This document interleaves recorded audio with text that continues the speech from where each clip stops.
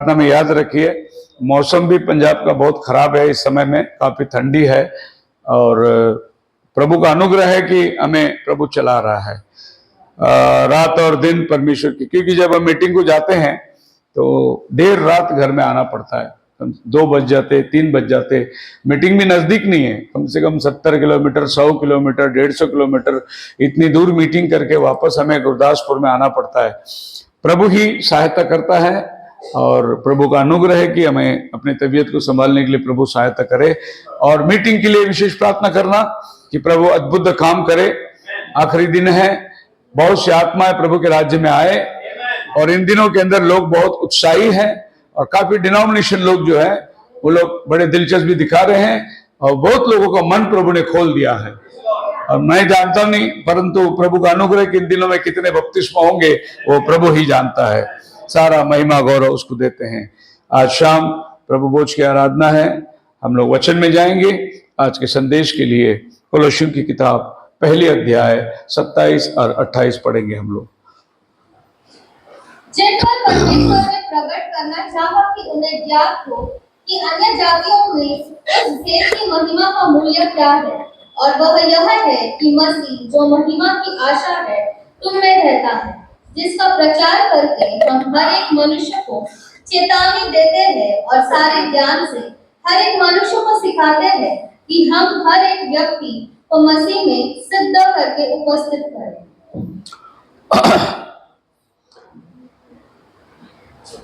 Whom we preach, warning every man and teaching every man in all wisdom, that we may present every man perfect in Christ Jesus. हम प्रत्येक सदस्य को प्रभु के सम्मुख में एक सिद्ध विश्वासी के रूप में लेके जाना है और ये प्रभु भोज की आराधना जो है हमें सिद्ध बनने के लिए मदद करता है, क्योंकि इस आराधना के अंदर हमें अपने आप को जांचना पड़ता है कि मैं इसके काबिल हूं या नहीं। जब आप अपने आप को जांचते हैं, अपने आप को इंस्पेक्ट करते हैं, तो आपको पता चलता है कि आप काबिल है या नहीं। तो हम लोग इस प्रभु भोज के द्वारा अपने लाइफ के अंदर सिद्धता को लेके आ सकते हैं। पौल कहता है, where unto I also labour, मैं भी मेहनत कर रहा हूं, striving according to his working which worketh in me mightily, उसके इच्छा के अनुसार जो मुझ में बड़ी सामर्थ्य से काम करता है। यह वचन हम प्रत्येक व्यक्ति अपने ऊपर लेना जरूरी है कि प्रभु मुझ में काम करता है और इस बात का मैं खुद गवाह हूं कि प्रभु कैसे चलाता है। बड़ा अद्भुत तरीके से प्रभु काम करता है ताकि हम एक एक विश्वासी को सिद्ध पाऊं या सिद्ध लेके जाऊं। The Christ in you the hope of glory. इस संसार में हमारे लिए कुछ और लाभ हो ना हो, लेकिन एक बात को जानना बहुत जरूरी है, मसीह मुझ में है जो मेरा महिमा का आशा है। इससे बड़ा महिमा और कुछ नहीं कि दुनिया बनाने वाला आप में रहता है, आपके अंदर वो वास करता है। Spiritual habits is the most practical and powerful way to head in the direction of spiritual maturity, is to help the believers establish habits and promote spiritual growth. आत्मिक स्वभाव जो है, आत्मिक चरित्र जो है, वो आपको सिद्धता में बढ़ने के लिए मदद करता है। जो भी दिन भर के आपके बर्ताव है वो आपका स्पिरिचुअल हैबिट बढ़ाते जाना बहुत जरूरी है। वर्ल्डली हैबिट बहुत है, वर्ल्डली हैबिट अनगिनत है और हम सब लोग उसमें फंसे पड़े हैं, लेकिन स्पिरिचुअल हैबिट जो है वो आपको परफेक्शन में लेके जाता है। वर्ल्डली हैबिट जैसे आप घंटों घंटों व्हाट्सएप खोल के बैठो, यही जगह में आपको अगर स्पिरिचुअल हैबिट डालना है तो घंटों बाइबल लेके बैठो, मैसेज बुक लेके बैठो, आपका स्पिरिचुअल हैबिट बढ़ेगा। और जितना टाइम आप मोबाइल में डालते हो उसका कुछ समय निकालकर प्रार्थना में डालो, स्पिरिचुअल हैबिट। तो शरीर के काम तो प्रगट है, लेकिन शरीर के काम से हमें कुछ लाभ नहीं। आत्मा के काम से जो हमें प्रमोट करता है, यानी हमें उत्तेजित करता है, हमें बढ़ाता है आत्मिक उन्माद के लिए। आपके जीवन के अंदर character building we cannot talk about character without talking about habits. चरित्र के बारे में हम बात नहीं कर सकते जब तक हम अपनी आदतों के बारे में बात ना करें। आदत बहुत है हमारे पास, चुगली करने की आदत, खुसुर फुसुर करने की आदत, बदनामी करने की आदत, दो एक में का ठट्टा उड़ाने की आदत, बहुत सारी आदत है। और जब तक हम अपने आदत को नहीं बदल पाएंगे हम आत्मिक रीति में बढ़ नहीं पाएंगे। सो हमारा आदत को बनाए रखना बहुत जरूरी है। और ये आदत जो है आपको प्रभु के राज्य में जाने के लिए मदद करेगा। आपके लाइफ में प्रत्येक दिन आदत को बनाना जरूरी है। प्रॉफिट कहता है, What Brother Branham said about character is a victory, not a gift. Character जो है वो आपके लिए वरदान बन के नहीं आएगा। कैरेक्टर जो है आपको बिल्डअप करना पड़ेगा और ये आपका जय है। A man without character can't reign because power apart from character is Satanist. एक आदमी प्रभु के राज्य में राज नहीं कर सकता या आत्मिक जीवन के ऊपर चल नहीं सकता जब तक वो अपने कैरेक्टर को नहीं बनाता, क्योंकि शैतान जो है वो आपका कैरेक्टर को खराब करने के लिए। But power with character is fit to rule. लेकिन आपके चरित्र के साथ साथ प्रभु का सामर्थ्य जब आप में आती है, आप प्रभु के राज्य में राज्य करने के काबिल हो जाते हैं। There are stages to character building, Philippians chapter 4 verse 8। कुछ पायरी हैं जो आपके चरित्र को बनाती है। Finally Brethren, whosoever things are true, whatsoever things are honest, whatsoever things are just, whatsoever things are pure, whatsoever things are lovely, whatsoever things are good report, if there be any virtue, if there be any praise, think on these things। ये आपका character buildup करता है। एक मसीही चरित्र को buildup करने के लिए पौल हमें सिखाता है, जो भी चीज सत्य है, जो भी चीज ईमानदार है, जो भी चीज धार्मिक है, जो भी चीज शुद्ध है, जो भी चीज प्यारा है, जो भी चीज अच्छा है, ऐसा कोई भी गुण है उसका पीछा करो, तब आपका आत्मिक चरित्र बनता जाएगा। बोलो हालेलुया। सो आपका स्टेजेस ऑफ कैरेक्टर के अंदर जो पहला थॉट्स आपके पास आएगा वो है नीति वचन 18:21 में, death and life are in power of tongue. मृत्यु और जीवन आपके जबान के वश में है। जीव के वश में मृत्यु और जीवन दोनों होते हैं, और जो उसे काम में लाना जानता है वह उसका फल भोगेगा। मृत्यु और जीवन जबान के वंश में है। इसी जबान से आप कबूली करो, प्रभु यीशु मैं पापी हूं, मुझे क्षमा कर। प्रभु आपको क्षमा करके अपना आत्मा से भर देगा, आपको सार्वकालिक जीवन प्राप्त होगा। यही जबान से आप प्रभु को नाकारो, आप उद्धार से वंचित हो जाओगे और नरक का आग आपके लिए तैयार है। सो आपका जबान जो है, आपका सोच विचार जिस तरीके से बाहर प्रकट होगा वो आपका जबान है। जबान बड़ा चालाक है, अभी बोलेगा बाद में बोलेगा मैंने बोला ही नहीं। बहुत चालाक है जबान।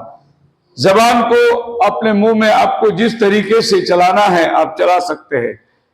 एक छोटी सी चिंगारी बहुत बड़े वन को आग लगाती है और जबान को वही चिंगारी बोला गया है, इतने बड़े शरीर को आग में लेके जा सकती है अगर आपका जबान को आप कंट्रोल करना सीखे। रोमन 10:10 में पौल कहता है, for with the heart man believeth and righteousness, and with the mouth confession is made unto salvation। हृदय से विश्वास करना, जबान से कबूल करना आपके लिए उद्धार का मार्ग तैयार है। सो आपको जबान से कबूल करना है और हृदय से विश्वास करना है। विश्वास क्या करना है? यीशु मेरे लिए मारा गया, मेरे लिए गाड़ा गया और मेरे लिए जी उठा, ये आपको विश्वास करना है। सो प्रभु यीशु मसीह क्रूस पर चढ़ा, यानी प्रभु यीशु मसीह उद्धार के लिए आया, क्रूस पर चढ़कर मारा गया और दफनाया गया और तीसरा दिन मुर्दों में से जी उठा। तो अभी मुझे विश्वास करना है कि प्रभु मेरे लिए मारा गया है। बोलो हालेलुया।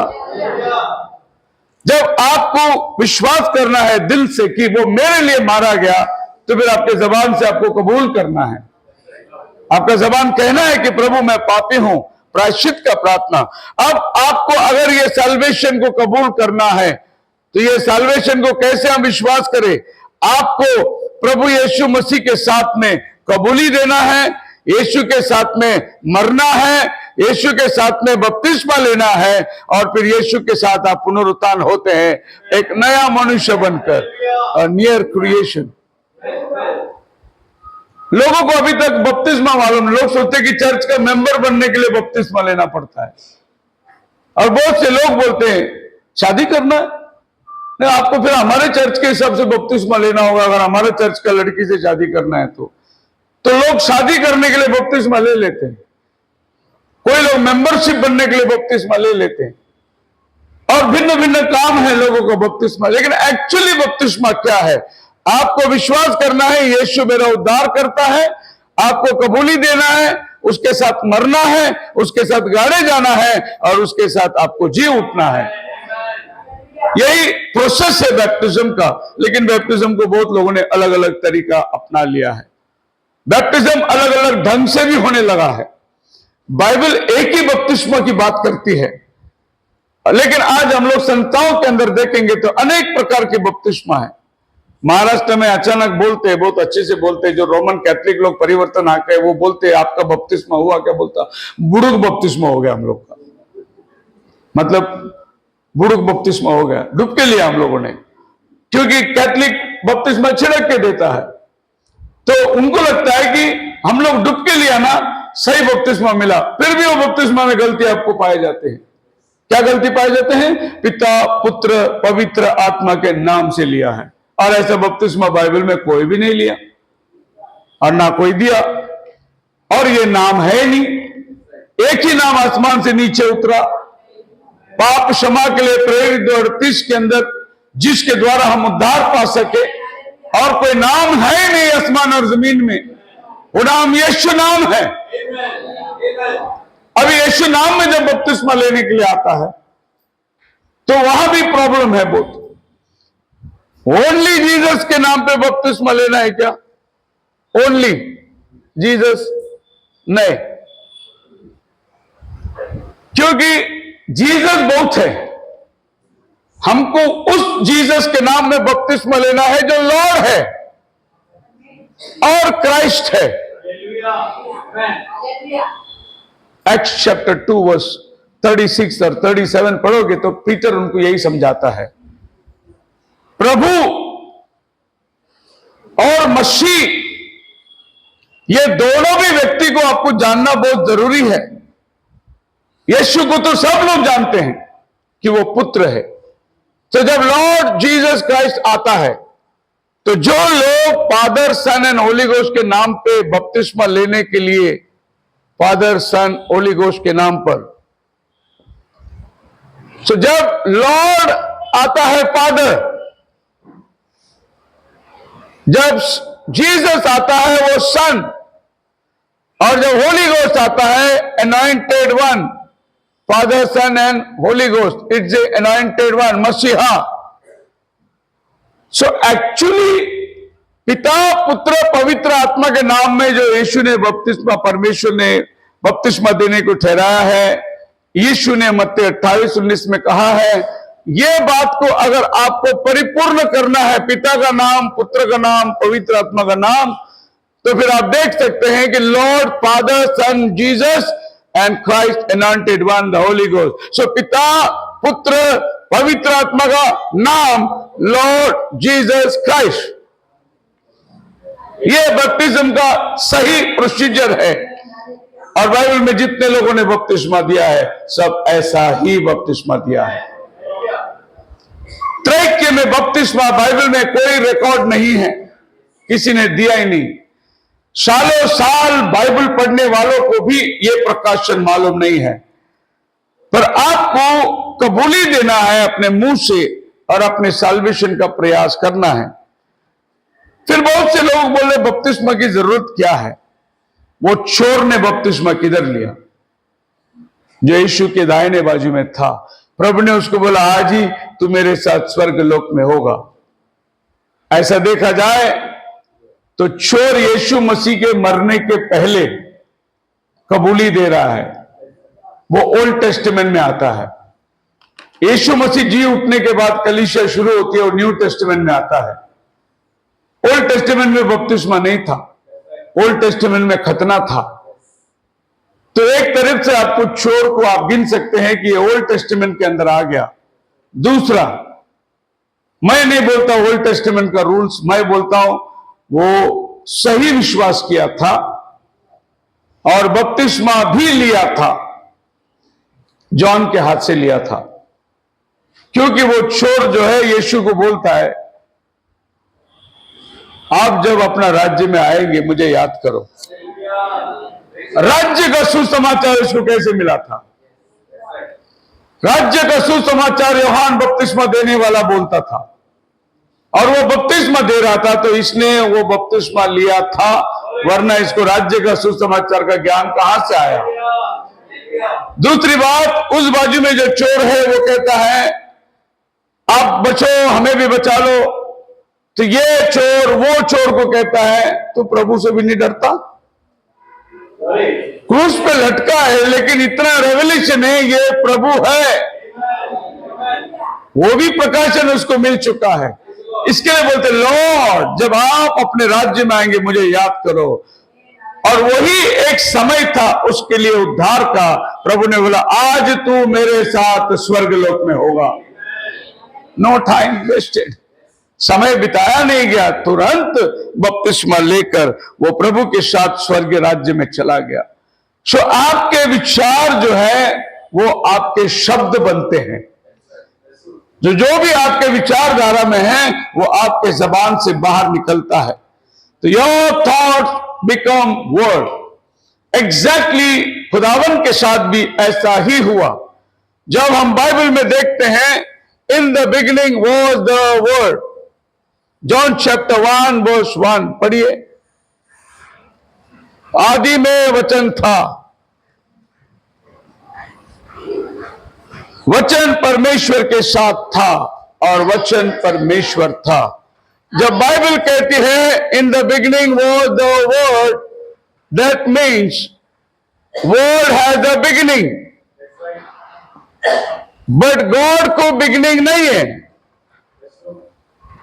लेकिन वचन को बिगिनिंग है।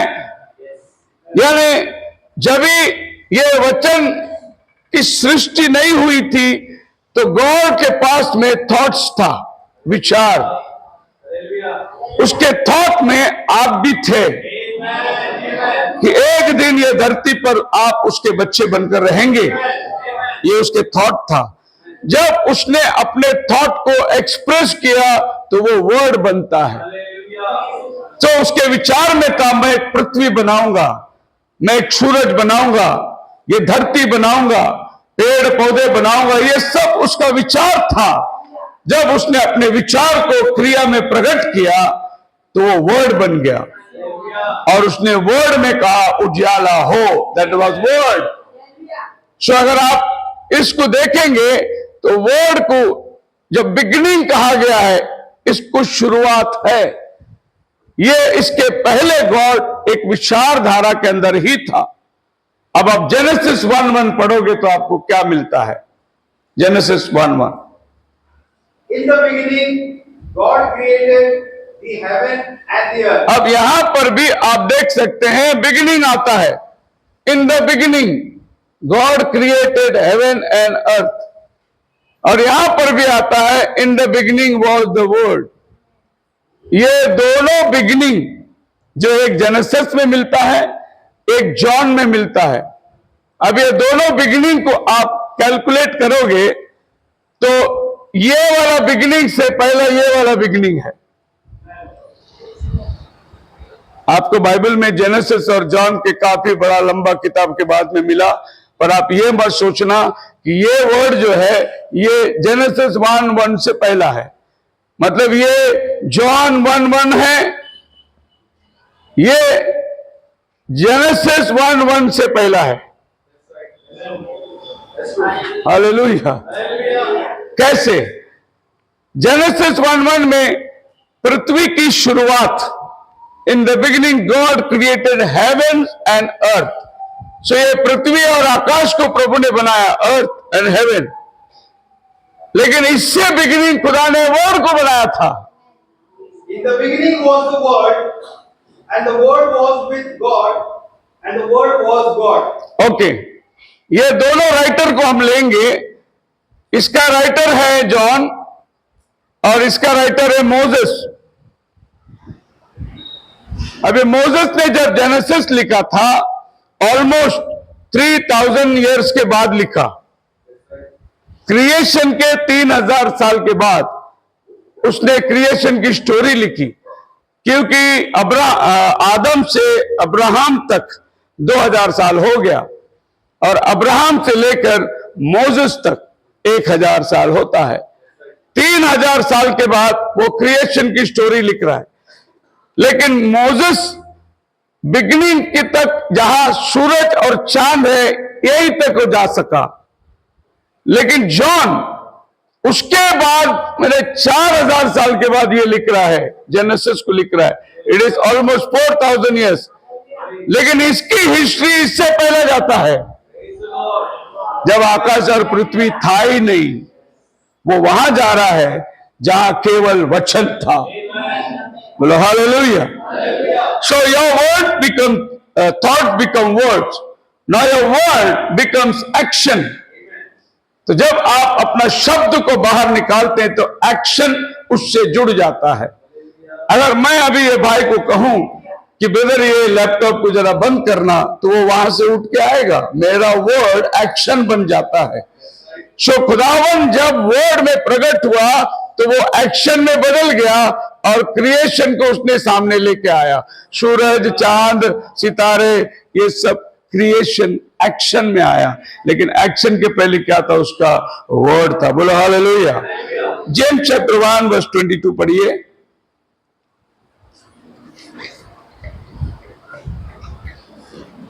परंतु वचन पर चलने वाले बनो और केवल सुनने वाले ही नहीं, जो अपने आप को धोखा देते हैं। हाँ, अब ये स्पिरिचुअल मैटर है जो आपसे और हमारे संबंधित है। वो ये है, वचन पर चलने वाले बनो, खाली सुनने वाले नहीं। मतलब बाइबल बोलता है तुम्हारे वर्ड के साथ साथ एक्शन भी होना जरूरी है। वही है वचन पर चलने वाले बनो, केवल सुनने वाले नहीं।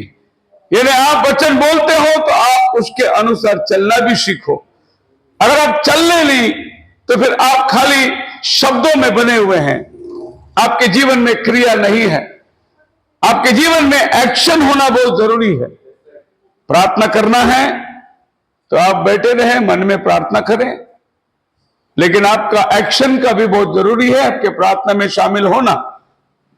बहुत सारी ऐसी चीजें जो एक्शन नहीं दिखाई देते, एक्शन मतलब क्रिया में नहीं दिखाई देते, लेकिन आपको क्रिया बगैर आपका एक्शन, आपका वर्ड जो है वो बेकार है। उसको हम लोग बोलते खाली बड़बड़ाने वाला, बोलता बहुत है करता कुछ भी नहीं है। ऐसे बोलने वाले बहुत लोग हैं, लेकिन कुछ करते नहीं वो लोग। तो आपका शब्द जो है वो एक्शन में बदलना जरूरी है। मैंने बोला तो मैंने करना है उसे, नहीं तो बोलना नहीं।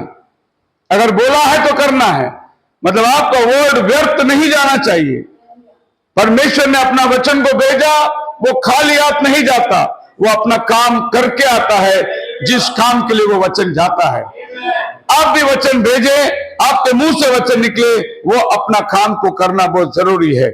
कोलोसियन की किताब 3:17 में लिखा है, whatsoever you do in word और डीड, वचन और काम जो भी तुम करो प्रभु यीशु के नाम में करो, giving thanks to God and the father by him. और प्रभु को धन्यवाद दे दो, प्रभु की स्तुति महिमा होने पाए। चाहे वो क्रिया हो चाहे वो वचन हो, यीशु के नाम में करो। ये वचन तो आज हमारे सांप्रदायिक पढ़ते ही नहीं, क्योंकि वो मैयद भी पिता पुत्र पवित्र आत्मा, बपतिस्मा भी पिता पुत्र पवित्र आत्मा, डेडिकेशन भी पिता पुत्र पवित्र आत्मा, शादी भी पिता पुत्र पवित्र आत्मा, चर्च का लास्ट बेनेडिक्ट भी पिता पुत्र पवित्र आत्मा। लेकिन बाइबल बोलते जो भी करो प्रभु यीशु के नाम से करो, चाहे वो वचन हो या काम हो। बोलो हालेलुया। सो जो भी चीज है हम लोग वचन से करते हैं। जब आप एक्शन में आ जाते तो वो एक्शन आपका हैबिट बन जाता है, आपका आदत बन जाता है। और आदत पड़ना बहुत जरूरी है। बहुत बार हम लोग बोलते नहीं उसका आदत नहीं है। आदत नहीं है का मतलब आप एस्केप नहीं हो सकते, आपको आदत डालना है। अगर डॉक्टर ने बोला आपको सवेरे 1 घंटा चलना है तो खाली सपने में सोते मत चलो, आपको आदत डालना पड़ेगा। सवेरे उठना है, आपको तैयारी करना है, रोड पे उतरना है, उसको बोलते हैं आदत डालना। आपकी हैबिट जो है वो आपके एक्शन के साथ साथ बदलना बहुत जरूरी है। बोलो हालेलुया। हर एक अनेक अपने अपने लाइफ के अंदर हैबिट को बना के रखे हैं। मेरा कोई चाल अपना है, मेरे पत्नी का हैबिट अलग है, आप लोगों में भी आपके हैबिट अलग होगी। मैंने अपना हैबिट को बनाए रखा और मैं उसी हैबिट के साथ साथ चलता हूं। मैं सवेरे उठता हूं, पहले बिस्तर पे मेरी प्रार्थना हो जाती है, प्रभु तूने जिंदा उठाया। अगर मरा रहता तो रात कोई सांस निकल गई होती तो बिस्तर से उठा, पहला प्रभु धन्यवाद तूने जिंदा रखा है हमें आज के दिन के लिए। उसके बाद हम लोग वॉशरूम वगैरह जाके आ जाते हैं। जैसे फ्रेश होके आ गया, तुरंत बाइबल लेता हूं, मैं अपने किनारे में जाकर बैठता हूं, घुटने टेक कर एक चैप्टर पढ़ता हूं मैं। ये मेरी आदत है, मैंने बचपन से आदत डाल के रखा है। ये आदत मेरे से कोई निकाल नहीं सकता, क्योंकि मैं जो भी बोलता हूं वो मैं क्रिया में करना चाहता हूं। उसके बाद मैं उठता हूं, फिर चाय पानी जो है, पहला खाना आत्मा को देना है, बाद में शरीर को खाना देना है। नहीं तो हम लोग शरीर को ही खिलाते बैठे और आत्मा कमजोर होते चला जा रहा है। उसके बाद हम लोग, जब किसी कहावत ने कहा कि अगर आप खुदा के सामने सवेरे घुटना टेकोगे तो फिर आपको किसी इंसान के सामने घुटना टेकना नहीं पड़ेगा, पहला उस मालिक के सामने घुटना टेक लो। हर असंभव को संभव में बदलने वाला परमेश्वर। हालेलुया। ओके, मैं विनती करूंगा, कुछ लोग बाहर खड़े हैं, उनको चेयर प्रदान करें या तो उनको एडजस्ट करें, बुलाकर अंदर आए। Okay, Genesis chapter 6 verse 5. And God saw that the wickedness of man was great in the earth, and every imagination of thoughts of his heart was only evil continually. मनुष्य के विचारधारा में जो कुछ उत्पन्न होता है सो बुरा ही होता है। इसीलिए आपके हैबिट्स को बनाए रखना बहुत जरूरी है, क्योंकि ये लोगों ने अपनी हैबिट को गलत रास्ते पे आना है, उसके बाद में उनका सब सोच विचार वैसा ही होता चला जा रहा है। और परमेश्वर ने पृथ्वी को देखा, बोला अब मैं मनुष्य को बनाने से पछताया, और खुदावन उसको नाश करने के लिए तैयारी कर रहा है। ऐसे समय में बाइबल में एक लिखा है, जेनेसिस चैप्टर 6 वर्स 9 के अंदर, खुदा की नजर नोआ पे पड़ी, और नोहा धर्मी पुरुष था। उसकी हैबिट्स अलग थी, उसका सोच अलग था। पूरी संसार पाप में पड़ा है, लेकिन नोहा प्रभु के साथ चलने वाला आदमी था। उसने अपने तरकश को प्रभु के विचारधाराओं से भर लिया था। उसने फैसला किया था कि मैं संसार के साथ अशुद्ध नहीं होऊंगा। उसने फैसला किया था मैं संसार के साथ कोई रिश्ता नहीं रखूंगा। वो सोचा कि संसार की कोई बुरी आदत मुझ में नहीं आना चाहिए। इसलिए खुदा की नजर नूह पे पड़ी। एक परिवार के लिए प्रभु एक बड़ा जहाज बनाकर अगली पृथ्वी की तैयारी प्रभु उस आदमी के द्वारा करता है। एक एक जोड़ा पक्षी जानवर सब उसके बोट के पास आ रहे हैं। नोहा को प्रभु ने बहुत बड़ा टास्क दिया था, बहुत बड़ी जिम्मेदारी दी थी कि ये पृथ्वी को नाश करके अगले पृथ्वी को मैं नयापन से शुरू करने के लिए एक एक जोड़ा जानवर को तू, एक एक जोड़ा पक्षी को अशुद्ध और शुद्ध में से अपने बोट में जमा कर ले। एक बहुत बड़ी जिम्मेदारी खुदा ने उसको दिया है। मसीह में मेरे प्रिय लोगों, आज हम भाग दौड़ कर रहे हैं, इसलिए कर रहे हैं कि इस युग में प्रभु ने वो धार्मिक जन को बहुत बड़ा बोझ दिया है, इसलिए हम भाग रहे हैं। उस दिन लकड़ी का जहाज था, आज यीशु मसीह का शरीर हमारा जहाज है कि आप उसमें शामिल हो जाओ। हालेलुया। प्रभु की देह को लेकर हम लोग चल रहे हैं। हमारी हैबिट को बदलना बहुत जरूरी है। हैबिट डालते रहो। पहला क्रॉनिकल 16:11 में लिखा है, seek the Lord and his strength, seek his face continually. प्रभु को ढूंढो, उसकी सामर्थ्य से भर जाओ और उसका मुख हमेशा देखते रहो। आपका हैबिट बदलता चला जाएगा। बोलो हालेलुया। अच्छे लोगों की संगति में रहोगे तो अच्छे गुण आपको सीखने मिलेगा। बुराई लोग की संगति में रहोगे तो बुराई सीखने मिलेगा। इसीलिए आप अपने एक्शन को बदल दो और आने वाले समयों के अंदर एक्शन आपकी एटीट्यूड, हैबिट्स आपके एटीट्यूड बन जाए। आपका बर्ताव, आपके एटीट्यूड किस तरीके से है। मैंने अभी भी देखा बहुत सारे लोगों का विश्वासी एटीट्यूड बरोबर नहीं है। वचन बहुत बड़ा है, ज्ञानी बन गया है, लेकिन उनके एटीट्यूड जो है वो बिल्कुल मतलब अविश्वासी के जैसा है। कोई परिवर्तन नहीं दिखाई दिया, सालों साल वचन सुन गया, लेकिन अगर आपका हैबिट बदलेगा तो आपका एटीट्यूड जरूर बदलेगा। अगर आपका हैबिट नहीं बदलेगा तो आपका एटीट्यूड कभी नहीं बदलेगा। ये सब एक के ऊपर एक निर्भर है। सो एक चीज अपनाओगे तो नेक्स्ट आप स्टेप आपको करने के लिए फायदेमंद होगा। 2 पीटर चैप्टर 1 के अंदर हम जाएंगे। बाइबल क्या कहती है उसका 5 वचन से पढ़ेंगे।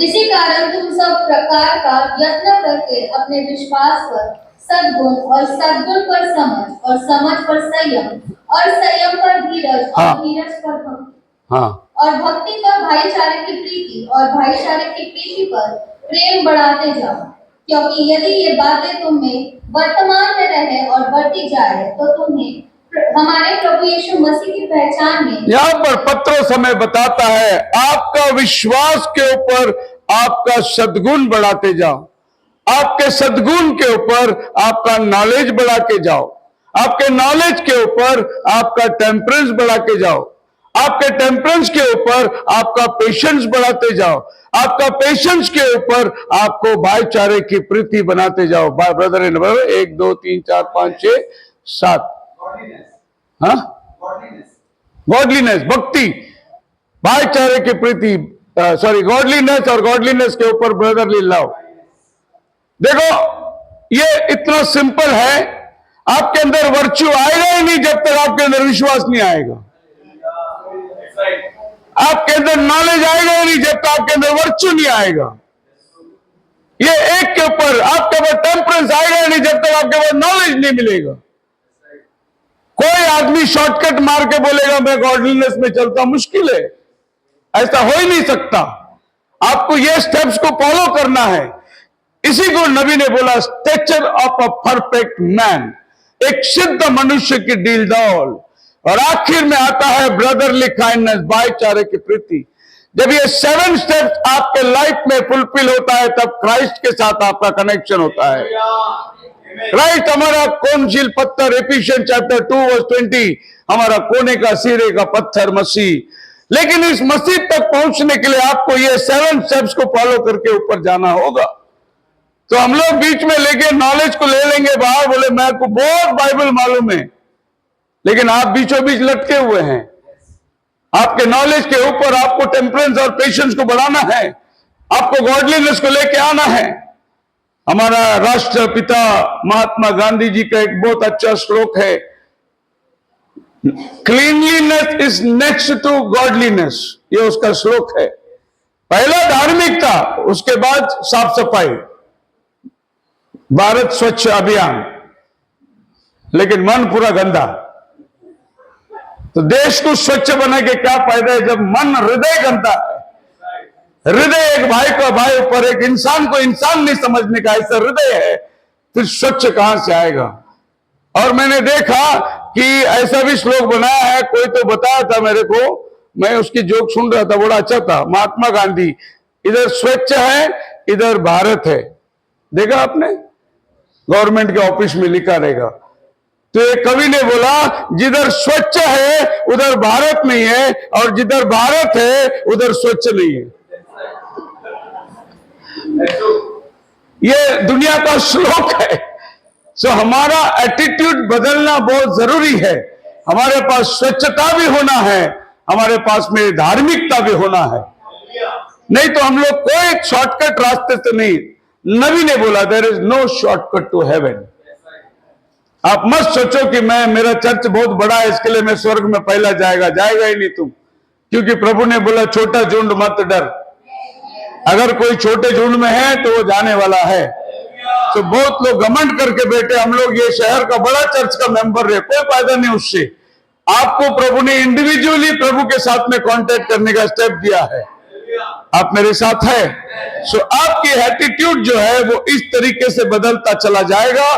The right attitude be fully dedicated for without cost, without any reservation of that. एक सही एटीट्यूड है, बदले में मुझे क्या मिलेगा उसका कभी नहीं सोचेगा। मैं कर रहा हूं प्रभु के लिए, प्रभु उसका साक्षी है। For I am persuaded that neither death nor life nor angel nor principalities nor powers nor things present nor things come nor height nor depth or any other creature shall be able to separate us from the love of God which is in Christ Jesus. और बोलता है क्या महंगाई, क्या नंगाई, क्या सामर्थ्य, क्या अधिकारी, क्या गहराई, क्या ऊंचाई, कोई वस्तु हमें प्रभु के प्रेम से अलग नहीं कर सकता। ये सरकार नहीं, ये सरकार का बाप भी आएगा तो हमें प्रभु के प्रेम से कोई अलग नहीं कर सकता। कुछ नहीं होने वाला है, क्योंकि ऐसे लोग हैं जिन्हें प्रभु के लिए जान दे दिया है। और आप अगर प्रभु के प्रेम में पड़ गए समझो, फिर दुनिया में आपके लिए कोई इंपॉर्टेंस प्रभु से ज्यादा तो नहीं लगेगा। उसके बाद सब सेकेंडरी थिंग्स हमारे लाइफ में आती है। पैर पत्थर पड़ने की जरूरत नहीं है। जब हम एटीट्यूड को लेके आते हैं तब आपके लाइफ में एक कैरेक्टर बनना शुरू हो जाता है। अब कैरेक्टर आपके लाइफ में होना बहुत जरूरी है। ये सब एक के ऊपर एक निर्भर है। अगर आप एटीट्यूड ठीक नहीं करोगे तो कैरेक्टर कभी नहीं आएगा आपके अंदर। आप जब तक आपकी आदतों को नहीं बदलोगे आपका एटीट्यूड कभी नहीं बदलेगा। आप जब तक एक्शन में नहीं आएंगे तब तो आपको हैबिट नहीं आएगा। तो ये सब एक के ऊपर एक निर्भर है और हम लोग को ये सब करना है। हमें नहीं मालूम हम कौन से पारी में अटके हुए हैं या हम पूरा कर भी रहे हैं। हो सकता है हम लोग बहुत एक्शन में फंसे हुए हैं, हम आगे बढ़ ही नहीं रहे हैं। हो सकता है हम हैबिट में फंसे हुए हैं, एटीट्यूड आ ही नहीं रहा है। तो नबी हमको बोलता है कि ये सब चरित्र को आपके जीवन में लेके आना बहुत जरूरी है। Make it real when you come to Christ. If you can't absolutely sell out lock, stock, barrel and come to Christ, don't come at all. अगर पूर्ण तरीके से आपको प्रभु के लिए समर्पित होना है तो आइए प्रभु के पास। नहीं तो आधा दुनिया और आधा प्रभु में रहना है तो नबी बोलते आओ मत, अब वहीं रहो पूरा जो आप दुनियादारी करते हैं। आपको प्रभु में आना है तो पूरा प्रभु का अनुकरण करो। अगर आपको प्रभु भी चाहिए और लिपस्टिक भी चाहिए तो आप बाहर रहो, प्रभु मना नहीं करता। लेकिन आना है तो पूरा आना है। आपको दुनिया भी चाहिए और प्रभु भी चाहिए, चर्च भी चाहिए और विश्वास का नाता भी चाहिए और प्रभु के नाता भी चाहिए, ऐसा नहीं होता। आप बीचों बीच एक धोखादायक जीवन में खड़े हैं। And make it real. एक सच्चा आदमी बन जाओ ना।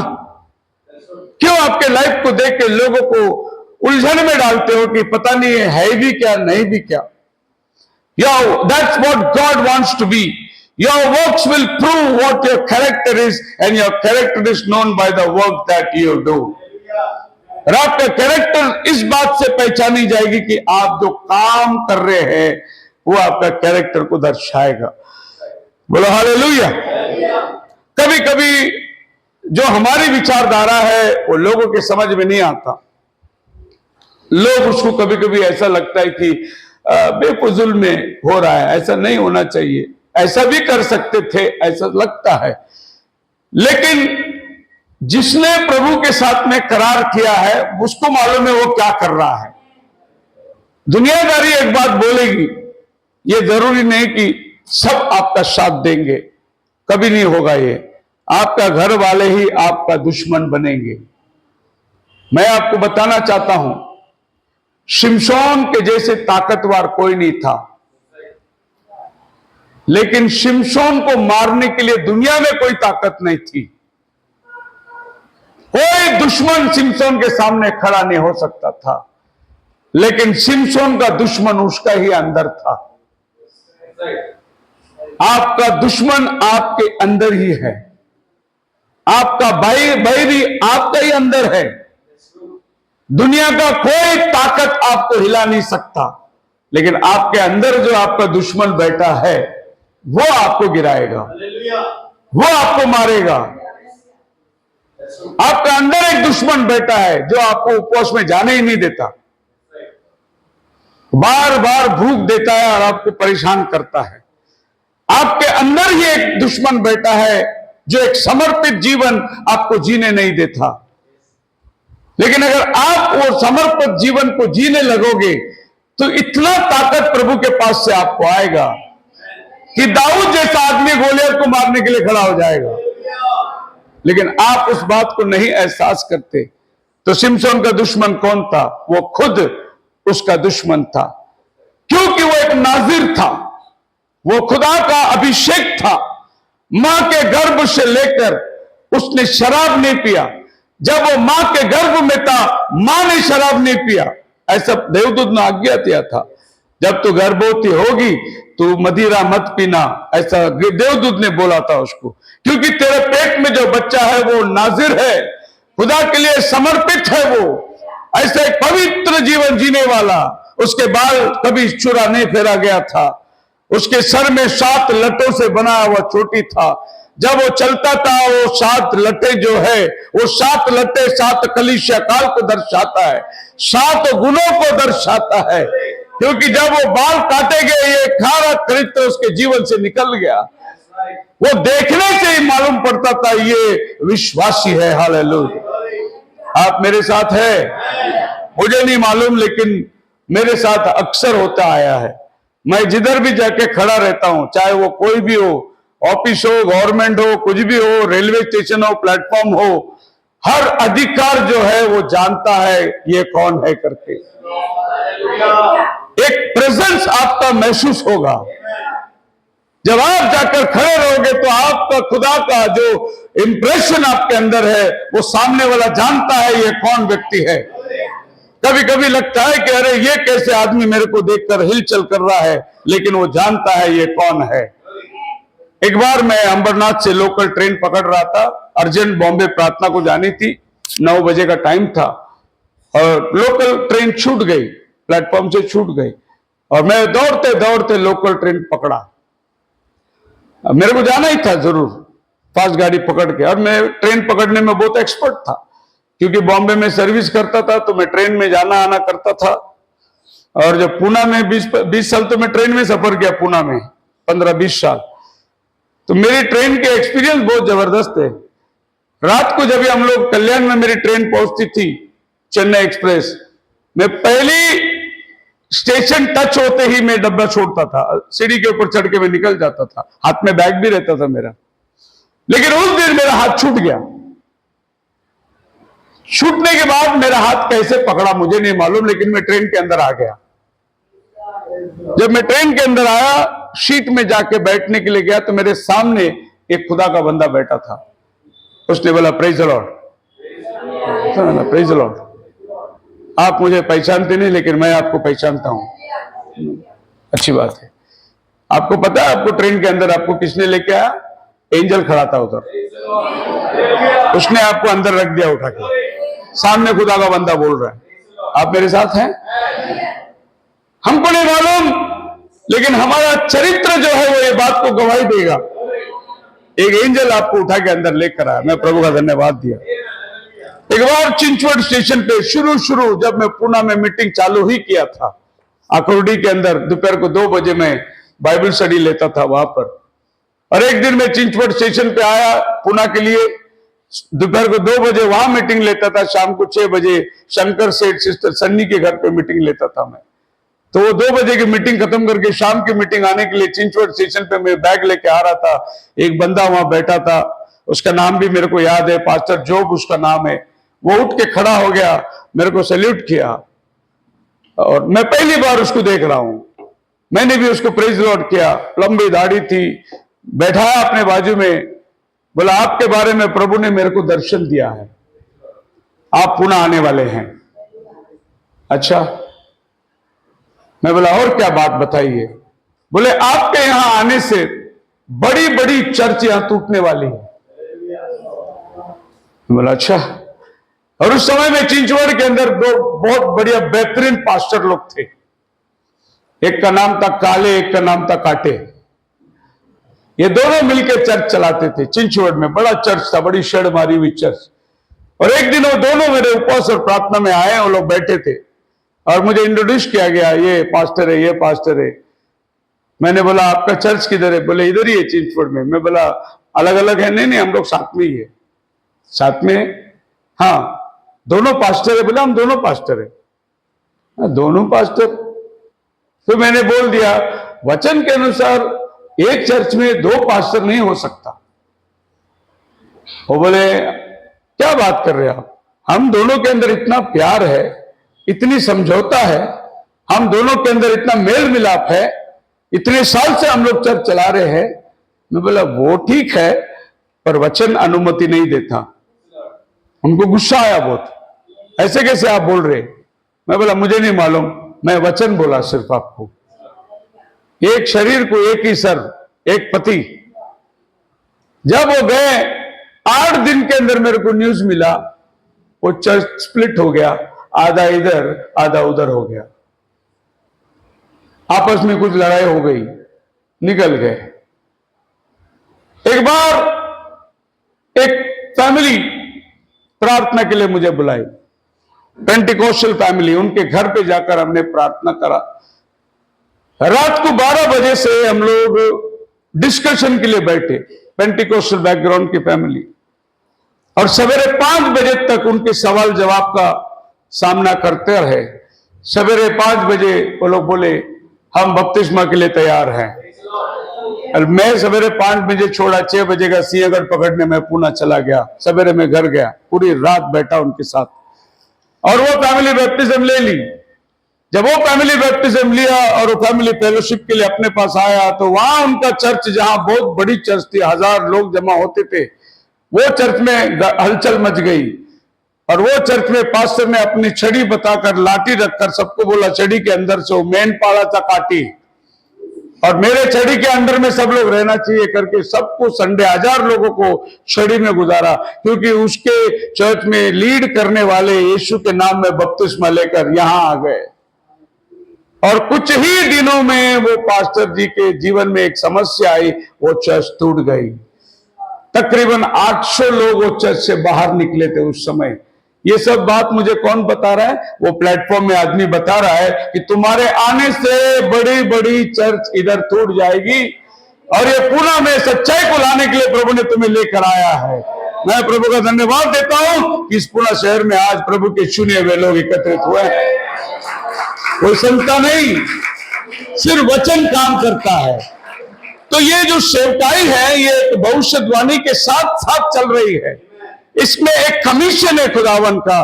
कैरेक्टर के बाद लास्टली आपका डेस्टिनेशन आता है। जब आप इतने चीजों को अपनाओगे तो आपका डेस्टिनेशन स्वर्ग होगा। अगर इन बातों को आप टुकराओगे तो आपका डेस्टिनेशन हेल होगा। अब आप फैसला करिए कि आप कहां जा रहे हैं।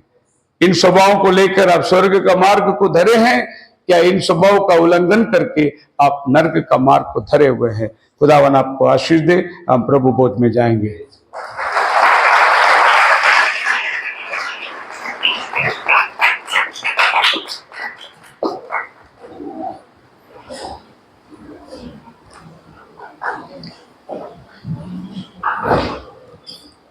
एक पश्चाताप का गीत गाएंगे और अपने मन को तैयार करेंगे प्रभु भोज की आराधना के लिए।